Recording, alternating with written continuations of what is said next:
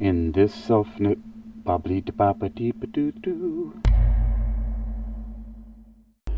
I'm going to make a quick note here about hypoglycemia, also known as low blood sugar, sleep apnea, which is when you have difficulties breathing or stop breathing temporarily while you're sleeping, sleep paralysis, which is when your body is unable to move while you're sleeping. It's actually something that naturally occurs when your body immobilizes its musculoskeletal system so that you don't act out and flail around in your dreams, which is part of what is related to what happens to sleepwalkers, and also people like me who are lucid dreamers. When you become conscious and aware in your dreams, sometimes this happens, and it very often causes night terrors where people see all kinds of entities, as I have during sleep. Usually it happens upon waking, so in the hypnopompic stage of sleep when you're waking up, rather than the hypnagogic stage of sleep when you're going to sleep. And you see all kinds of different entities and have feelings of another presence around you.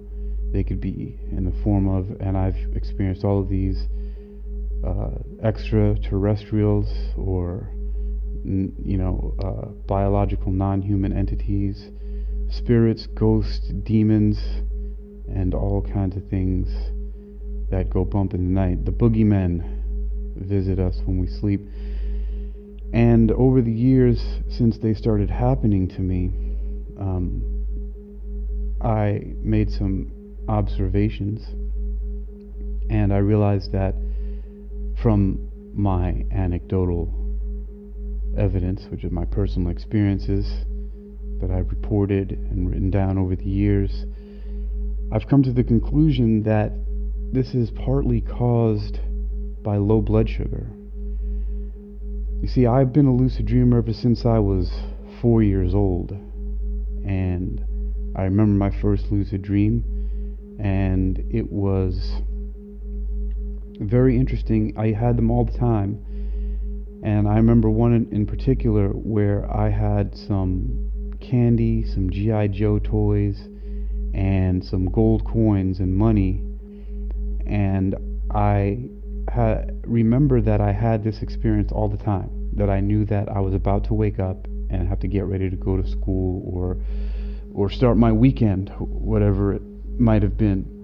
And one particular time that sticks out to me the most, and why I remember it being around the time I was 4 years old, is that I woke up, and as I was about to wake up, I had my clutches, my hands on these goodies, those toys, the candy and the loot, the money, the cash and the gold.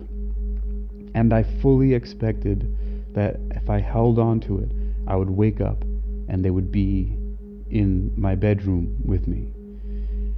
And I was so confused because the lucid dream experiences are so real to me, even now, so many of them. I mean, they're more real than real, and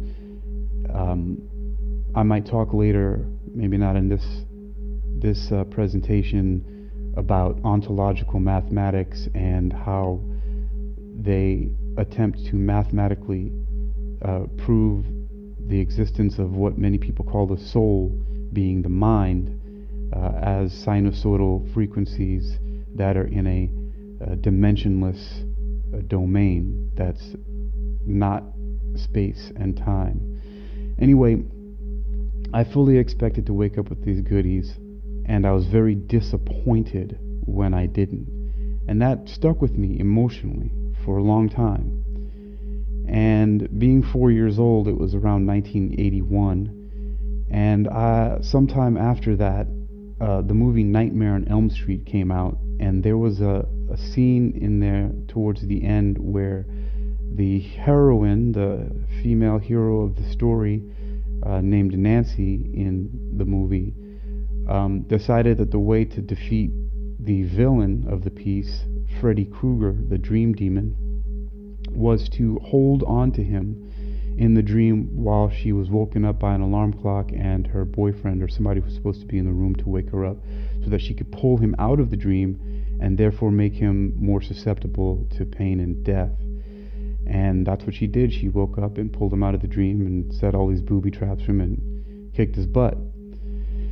And I felt a very powerful kinship to that series of movies, the Nightmare on Elm Street movies, because I had been a lucid dreamer. When I first saw that, it was just, I was thinking, that's incredible, because that's the experience that I had. I really believed that I could pull things out of my dream. And it's possible that Wes Craven and whoever else was part of the creative team in writing those movies may have had some similar experiences with their lucid dreams and things like that, or expecting to pull things out. Maybe that's what contributed to that movie.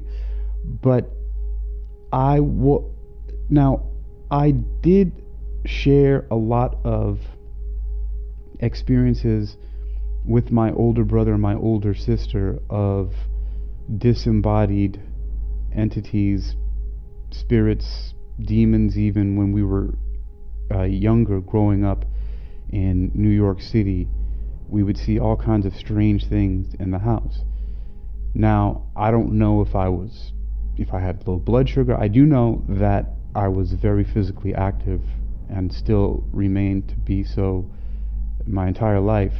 And I do know that people who physically exert themselves, we tend to need more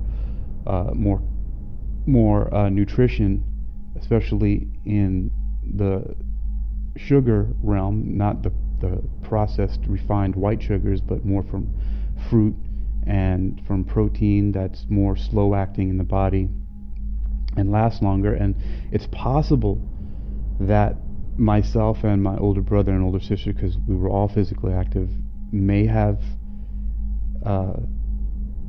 been suffering from acute hypoglycemia, or low blood sugar that was maybe temporary, but it was also very severe because of our activity levels. I don't know, that's just a speculation, but that doesn't explain why we also shared the same hallucinations, or I don't know if some kind of group hallucination, or if just in telling each other the stories with the very vivid imaginations that we all have, if we just were able to imagine what the other sibling was talking about and visualized it, and therefore believed that we shared the same experience. I know that's an ability that I have now, is that sometimes people will tell me a story about something, and if I'm not careful, or even if I'm thinking about something, if I'm not being very aware about it, I sometimes must trick myself into thinking that I've actually had an experience or saw something, but when I just visualized it as a person was talking about it, because my imagination is so vivid and clear. I mean, my imagination is so clear and vivid sometimes that it's pretty damn close to hallucinations. And so part of why I'm also talking about this is because I just had another experience just less than 24 hours ago as I was waking up, where I saw what looked like a disembodied, or like what Ghostbusters would call a class 2 vapor. But it was in the form of a gray alien, one of those small, typically seen extraterrestrials or non-human biological entities, with the big heads and black eyes that a lot of people in the whole ufology and alien abduction folklore and stories and anecdotes and all that talk about, are the main purveyors of the like I said, of the abduction phenomenon. And it freaked me out because I did have momentary, I don't know how long it lasted, but I was laying down on my left side, and I did have a moment of sleep paralysis coupled with sleep apnea. So I couldn't move and I couldn't breathe and I had a hallucination all at the same time. And I do know that I had a little bit of low blood sugar, because I know how it feels, and I haven't experienced it in quite a while. And so I'm pretty aware of what it feels like when it does become acute or when it starts to get severe, and I should have taken better care of my nutrition. Also, I must add that lack of sleep does wreak havoc on your blood glucose system and your metabolism. So it doesn't help that I wasn't sleeping because I was working for like 36 hours straight and just eating rice with scrambled eggs and bananas. So that said, I'm wanting to give a very balanced and sober account that incorporates my what would appear to be paranormal experiences with science, with the natural sciences. And the reason why also is because when I had the hallucination, I was listening to one of my demi-cerebral neurophasing recordings, or my demi-phase recordings, that are intended to assist with lucid dreaming and astral projection and these different types of metaphysical phenomena and experiences that a lot of people crave to have. And I don't blame them, because sometimes this world really sucks and there's a lot of things and a lot of pain that people don't want to experience, and having an escape into a world where you can do almost anything and that seems more beautiful and real than this physical world that we live in, it's sometimes it's a big relief to be able to have an experience like that. It's the reason why so many people take drugs and drink alcohol and so many different types of escapes that we have, getting lost in binge watching Netflix and what have you. But I recently recorded a demi-phase called 88 Ghost, and it's a special frequency formula sound design that I created as part of a series that I sometimes call Entering the Realm of Souls, as part of my studies of death, dying, and the afterlife, which is collectively sometimes known as thanatology. Thanatology coming from the Greek god Thanos, who's the god of death. And I have a very specific reason for making that the main point of my focus and research as I'm pursuing my PhD in metaphysical sciences from the University of Metaphysical Sciences. But back to make some of the connections with the science here, as I already mentioned, hypoglycemia and low blood sugar. Now, this is something that I had learned a great deal about from the Hypnosis Motivation Institute that I graduated from with a diploma in clinical hypnotherapy in 2006. And the founder of the school, John Kappas, wrote about it in his book, The Professional Hypnotism Manual. It was talked about in some of the classes and also in many of the video presentations that we were required to watch as part of our 401 coursework that we had to watch and then write essays about.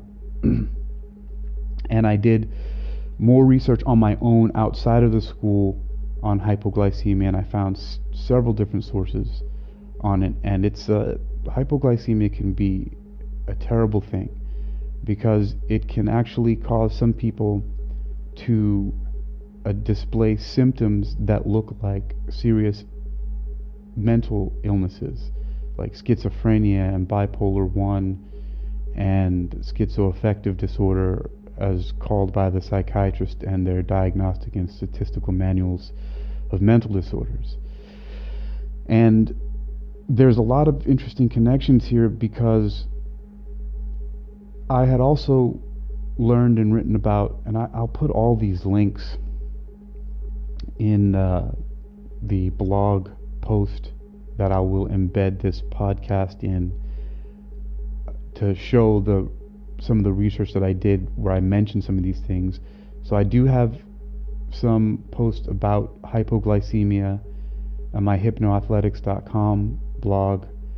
I also have some about hallucinations. There's a researcher I wrote about briefly called Michael Persinger, who passed away not too long ago, of Laurentian University in Canada, and he and another gentleman with the last name Corin, they created a helmet that became known sometimes as the God helmet or the Corin octopus, where they used weak electromagnetic stimulation around the temporal nerves, which is basically around your ears, to stimulate. And so his field was called neurotheology, which was showing a connection between spirituality, religion, and neurology.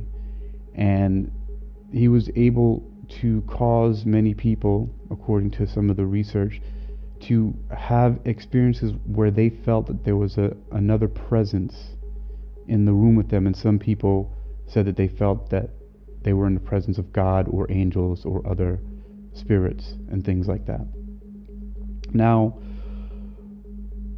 why this is interesting is because sometimes when you read a lot of things and you do a lot of research, a lot of light bulbs go off, so to speak, and it leads you, at least me, to look into what scientific literature might be out there to support your experiences.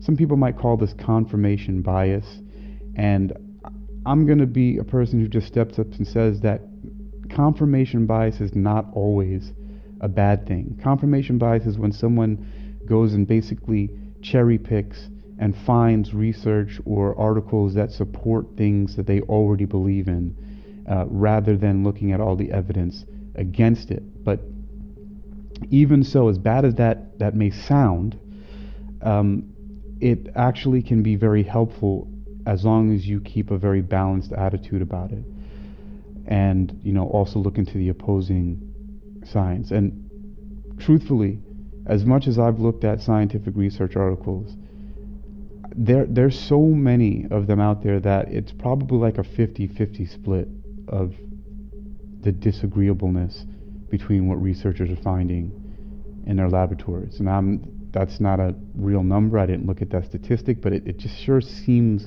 like that. You read one scientific article in an established journal that says one thing, and you look at another journal that's just as established and it says the opposite.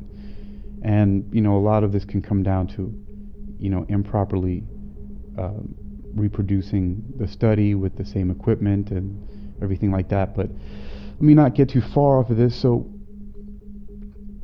part of what my confirmation bias led to, especially after I had that experience just about a day ago, was because I had known about this Corin octopus or this God helmet, and I knew what part of the body was stimulated by these electrical currents, and also because of the work that I'm doing with demi-cerebral neural phasing that's inspired by hemisync and a lot of other people who are doing binaural beats and different sound designs in order to help people with different issues they're having, especially dealing with things dealing with the human mind and brain, like focus and concentration, creativity, relieving anxiety or healing depression, helping people to get better sleep, and then even things that are more outside of the norm, which is what I'm really exploring, which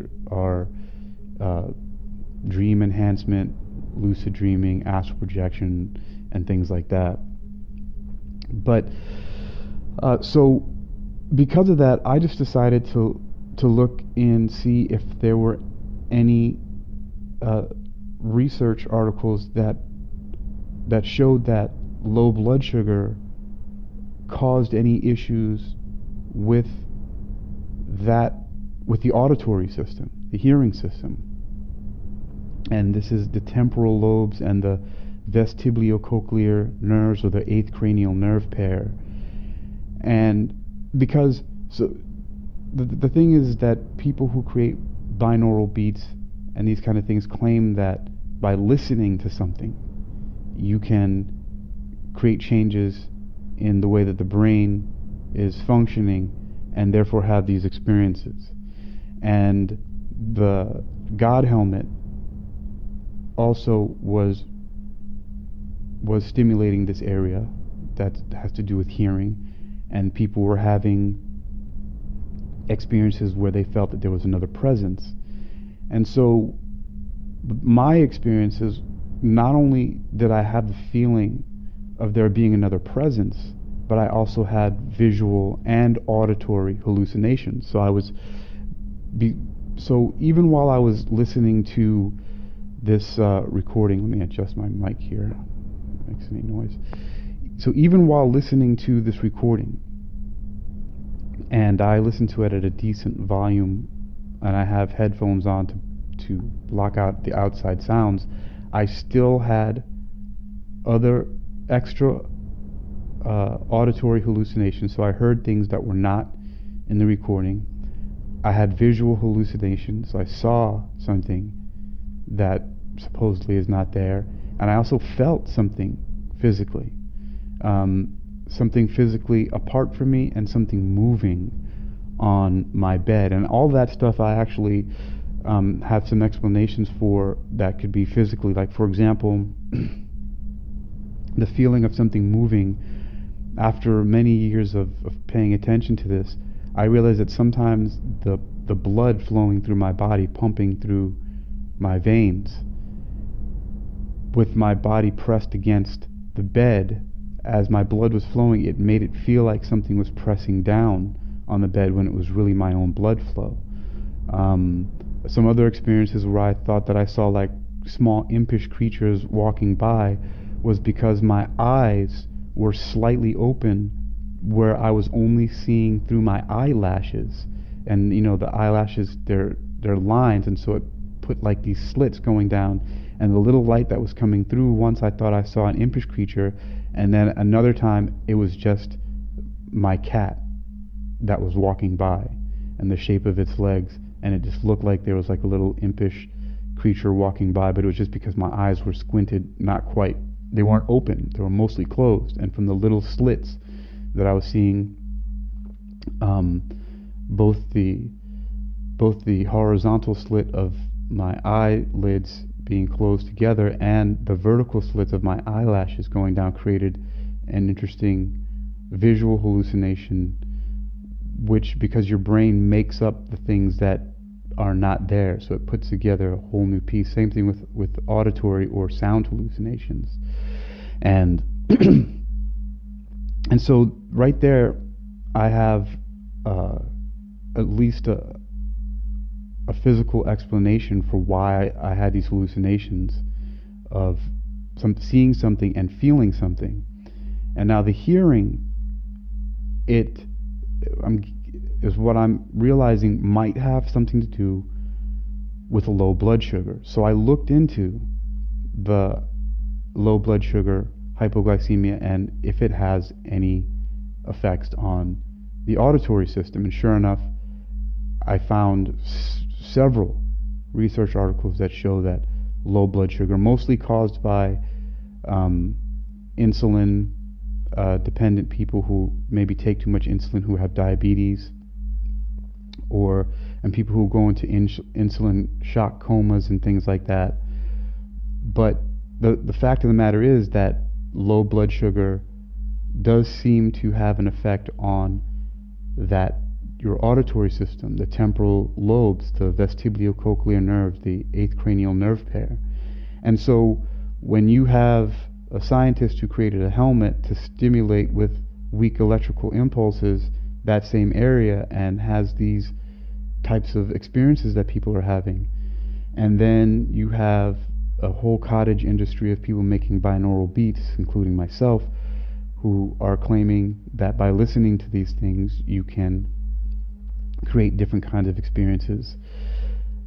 I And then from an experience that I had, of course, like I mentioned, by these different hallucinations, I thought that I might as well look and see what there was behind it. So what I'm saying is that these may be biological and physical explanations for these paranormal experiences that myself and a lot of people are having.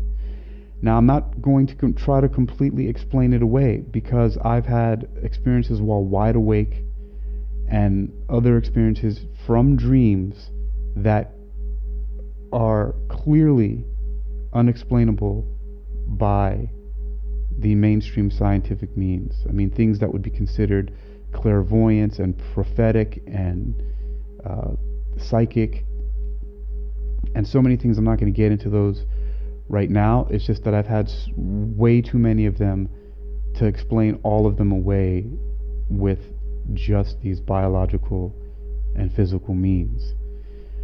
And there are also some explanations of some other alternate explanations of why my older brother and sister and I may have shared hallucinations or seen the same entities. And one of these things is that, yes, maybe we did have low blood sugar. Maybe we were in a certain state of mind, just waking up or in the dark or whatever. But there are some people, some researchers and writers in the metaphysical and supernatural field who talk about that, for example, there's a lot more to our physical reality than meets the eye. And just in the same way that a radio or your internet, your phone or television picks up radio signals that are invisible to the naked eye, but then have to be picked up by the antenna and turned into a signal through binary code that we then see on our screens or hear with our ears from the speakers.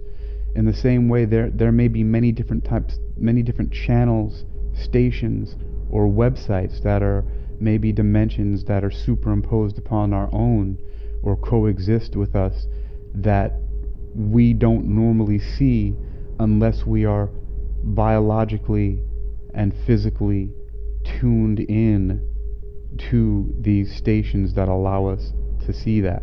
Sort of like this just comes to me, this movie They Live, where you had to put on special glasses in order to see the creatures that were basically enslaving humans and all the messages that they had and all the literature and everything all around. So so now I just created a new audio, like I think I mentioned it already, called 88 Ghosts, and it's part of my series of thanatology, where I am attempting to get a more insider's glimpse into death, dying, and the afterlife by finding frequencies that will help to stimulate my access to act as a key to get entrance into this doorway while I'm still living and breathing. Because so far as mainstream medical science mostly says, no one really has died and come back to be able to tell what's there, although there are many researchers, Stephen LaBerge being one of them that I can mention off the top of my head, who have done lots of research in things like reincarnation and past lives, where children especially have memories of a past life that can be confirmed through research by these researchers traveling and interviewing people and those types of things, and looking through historical records. And one of the remarkable things about those type of reincarnation experiences are that these children or other people who have these experiences, when they talk about the lives that they were before, they don't claim to have been, a famous movie star or a president or like Napoleon Bonaparte or Jesus or anything like that. They very often are people that don't have much notoriety. They may or may not be remarkable people all in themselves and in their own right, but they just may not be famous or well known historically. And so it's not like they're looking for fame, fortune. These people aren't making money off of it. It's just that they have these experiences which turn out to be very accurate by the questions that are asked and the research that's done. So, and then also, just another note that I'm going to add to that is when I was doing my clinical residency at the Hypnosis Motivation Institute, my first clients were, I met them actually in a metaphysical section of Borders bookstore on the corner of Sunset and Vine, which is no longer there. And they were some of my first clients, and they wanted me to conduct past life regression hypnosis with them, and I did, and they had pretty incredible experiences with it, to the point where that was back in 2006, and one of them reached out to me and told me that they always remembered the experience and is now coming back to be a client of mine once again. Now that's 15 years ago, so it must have had, and according to them, a very significant impact on their lives that they've always remembered.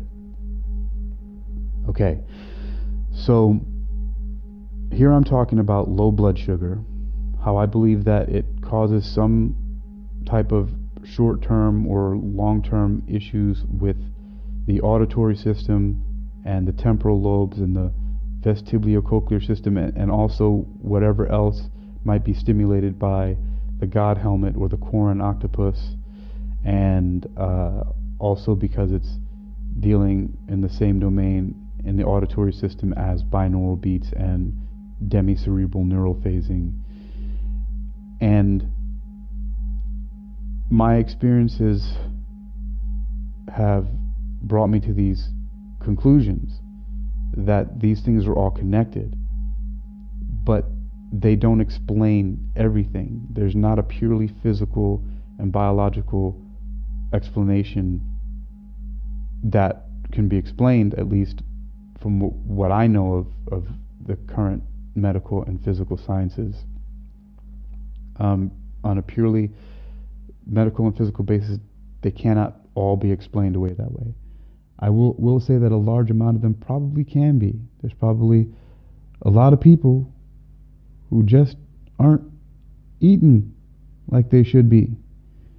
There's a lot of us malnutrition people walking around out there. And I know this. People are malnutritioned. They might be eating a lot, but they're not getting the right nutrition. And a lot of people are walking around there chronically dehydrated. And these things together can cause a lot of these experiences. We also live in a world that produces a lot of electromagnetic fields. And remember the God helmet, which caused these experiences of people having feelings of another presence. It used a weak electrical stimulation on that part of the brain. And I do recall reading and researching somewhere that there was a patient or client who was having these type of experiences, and when they moved a clock radio, an electrical device, from near her head in the bedroom, she stopped having the experiences. So yes, there are physical and biological explanations for some of this. That doesn't mean that these experiences are not real. People may be having these experiences and they can be very real to them, just in the same way that you can have a very emotional dream and you can wake up crying. I've done that. People have reported to me, even recently, just earlier today, of having a lucid dream and waking up with their heart beating very fast, and they even decided to spend about an hour on the phone talking to me about it. And so these experiences are very real in that sense, because people can feel them emotionally and physically. I mean, a person can get frightened and all of those things happen. Their breathing becomes more shallow, their heart beats faster, their skin may get warm or cold. So but then also real in the other sense that we're simply tuning into another reality that is coexistent with the one that we know as our physical reality. And something is happening, something very interesting that needs to be pursued further. I really think that people can be benefited a great deal by understanding that their diet, especially when it comes to blood sugar, can, but by simply changing their diets, can relieve themselves of some of these horrible experiences that they're having when they have these night terrors. I know that when I first started having them, they were a little bit unsettling, but then I developed a breathing technique, because the biggest problem was not necessarily that I was immobilized, that I had paralysis, but that I couldn't breathe. That's a really discomforting experience to not be able to breathe. So I realized that the first thing that I should do was simply to take a deep breath in, to inhale. Just like before you dive into the water or go swimming, you breathe in very deeply so you have some oxygen in your lungs, so you feel more comfortable and you have the energy that you need to to go underwater. If you don't do that, if you just get pushed under the water and you haven't taken a breath in, that's very, very uncomfortable. So anyway, I realized that was part of my technique in helping me to get over the discomfort of having these experiences, and then I was able to more clearly have the experience and even enjoy them when they would happen for the short times that they did. And interestingly enough, people are doing all kinds of, there are people that are taking drugs, going to like shamanic ceremonies and taking ayahuasca and doing all this other stuff to have these experiences, when you can have them with low blood sugar, which I don't think that that's a good idea for people to be inducing low blood sugar. As a matter of fact, I think that having problems with your blood sugar could actually in the long run be, if it's chronic and consistent, can be more damaging than some of these mind-altering substances that people are taking. But sugar is a mind-altering substance. So is caffeine. And all of the things that people can get legally. You can get sugar, you can get caffeine, you can get cigarettes, you can get alcohol, all legally with no problem, as long as you're of the right age. And all of those things, and I didn't even touch on that earlier, that many of my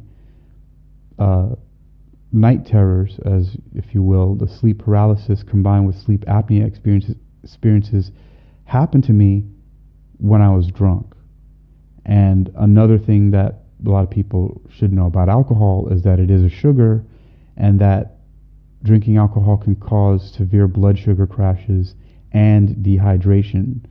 And so those two things there, I had really crazy experiences with not being able to move and not being able to breathe and having all these crazy hallucinations and all that other stuff. So these things are definitely connected, and I'm going to take some time to put that all together.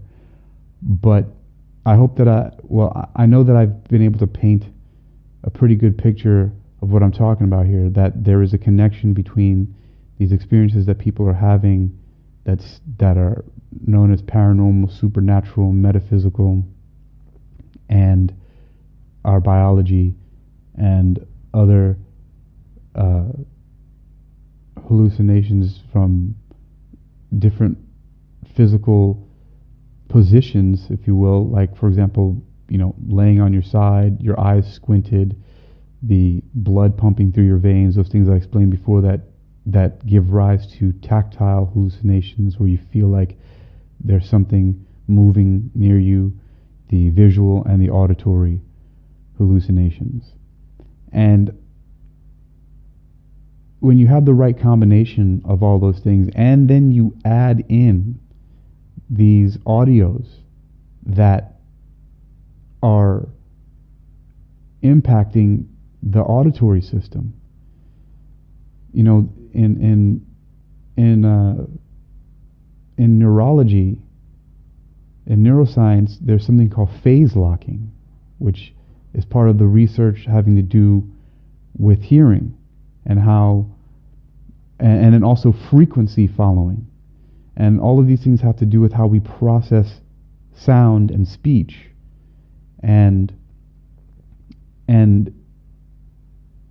But this is but the auditory system, your hearing system, is receptacle. They have mechanoreceptors, mechanical reception.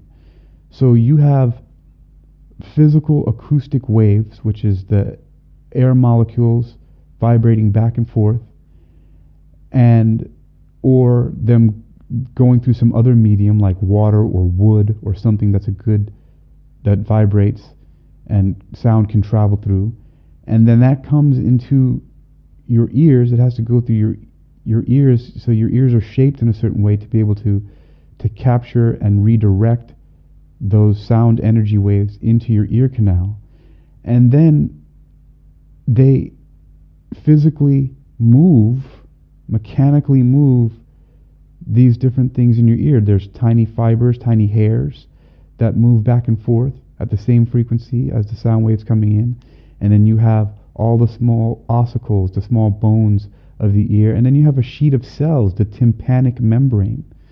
And all of this stuff, all these mechanical things happen, and that then gets transferred into what? An electrical signal that your brain then interprets and tells you what it is you're hearing, and all of the other information that comes with that. You know, what direction, how loud, you know.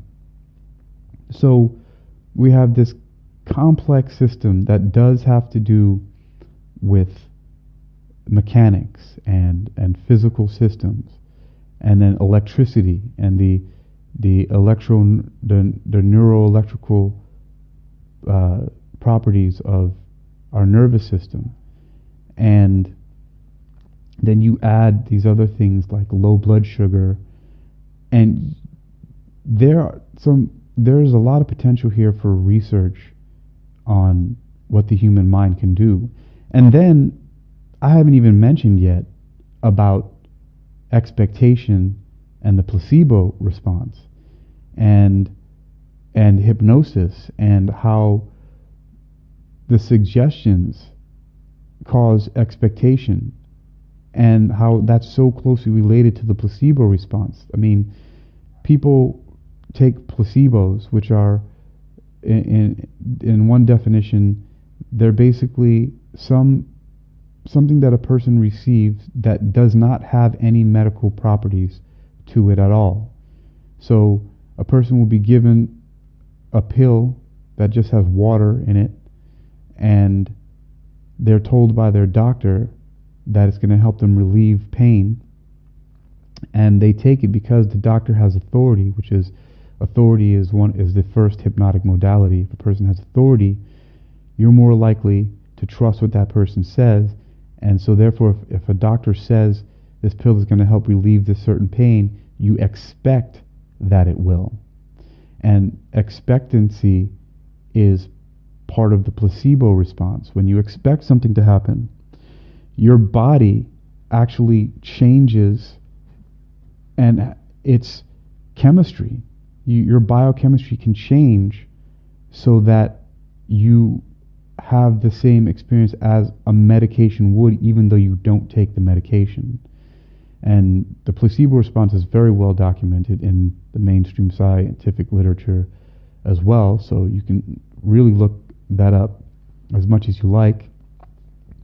And hypnosis is very related to both of these things, this expectation and a placebo response, because that's what we as hypnotists do. We're professional belief system enhancers. And when a person comes to us as a clinical hypnotist or clinical hypnotherapist, we have authority because they're coming to us for help. And so authority, or one-upsmanship, is the first hypnotic modality.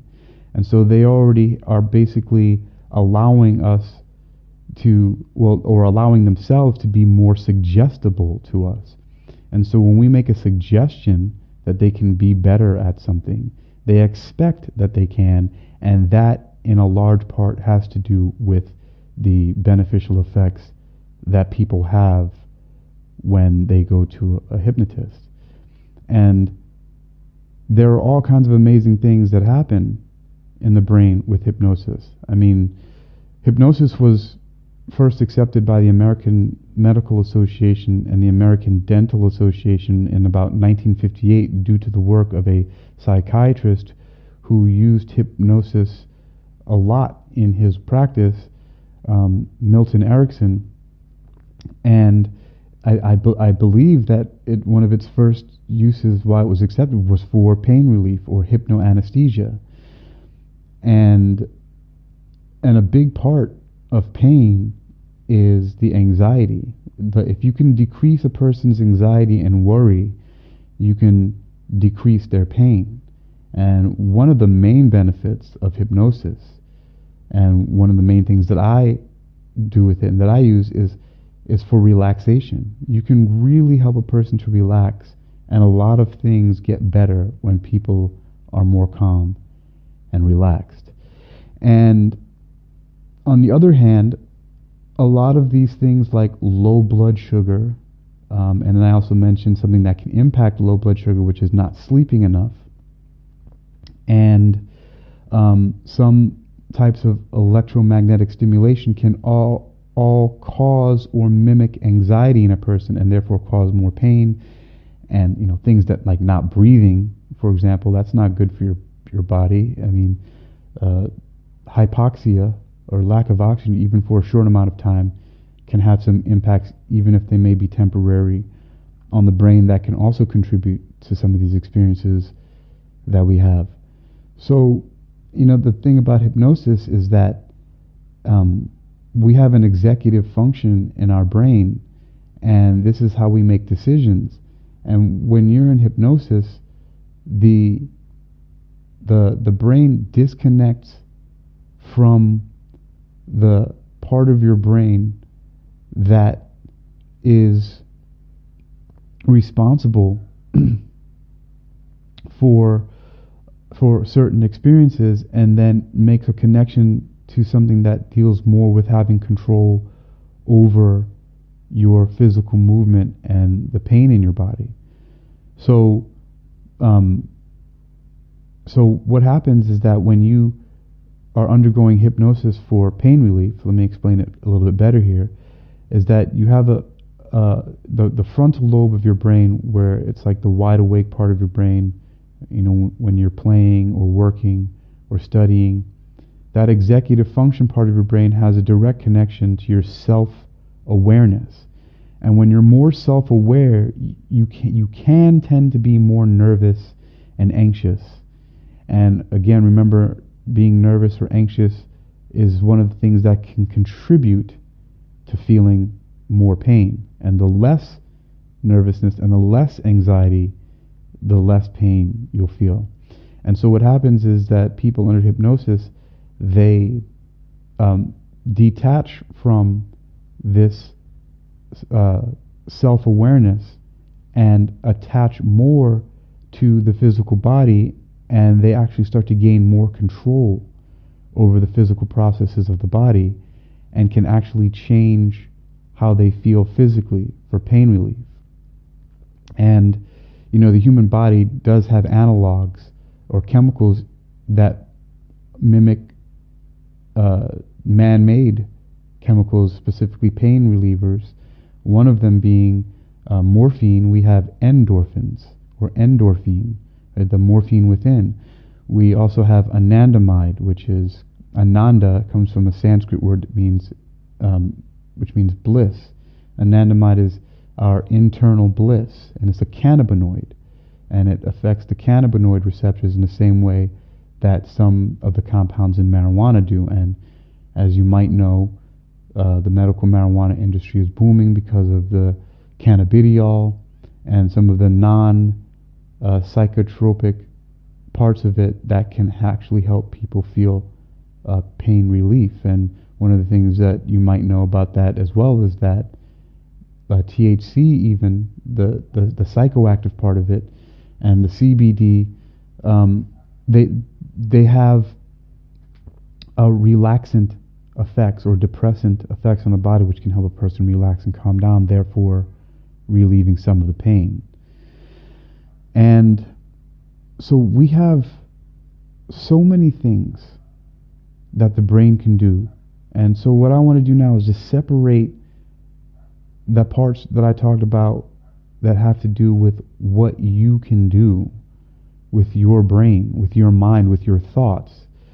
When you have a goal of something that you want to achieve, like for example, if you want to feel less pain, you can simply accept that something that you do is going to help you with that.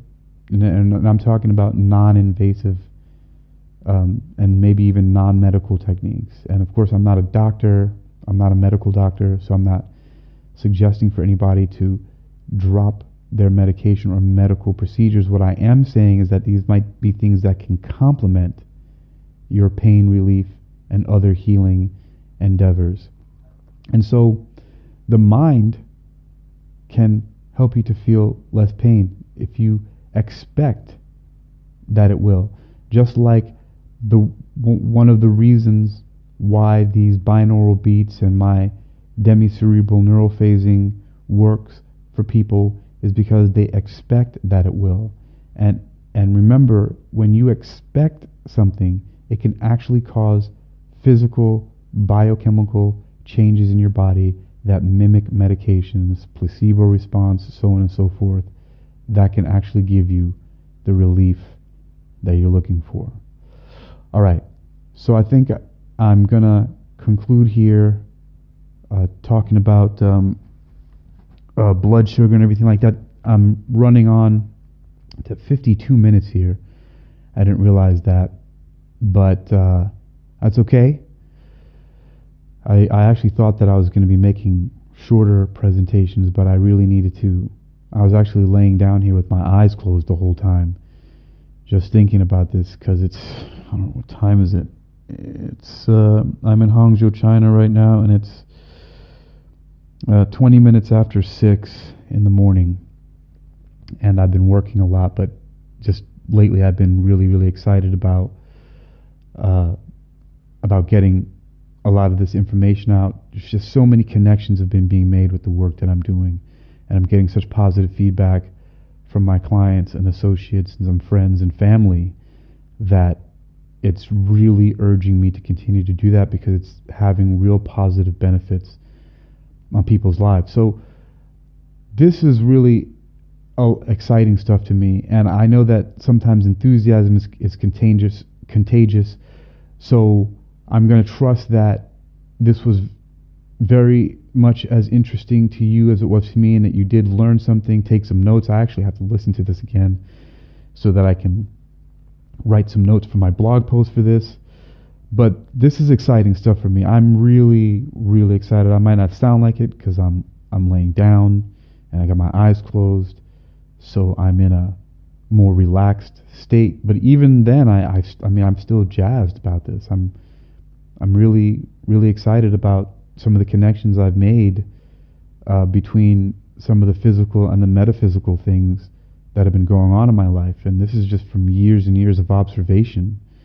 And I'm going to be able to now go ahead and look at some of these scientific documents that I found, and at least write do a meta-analysis and look at the data that I found and connect it all with my own personal experiences and the experiences of other people. And, you know, we might be able to continue to open some doorways and to expand what we know as our reality. And I believe a lot of other people besides myself already have. I mean, my physical reality is actually a very small part of my own reality. I am one of those people who's very cerebral, and I'm up in the clouds a lot. I do my best to stay grounded by doing a lot of physical activities like martial arts and kickboxing and punching bags. But Anyway, I'm gonna catch up with you guys next time. So I have less than 5 minutes left for this. So we're going to continue this discussion and put some very cool things together. I'm sitting up now. There's my microphone here.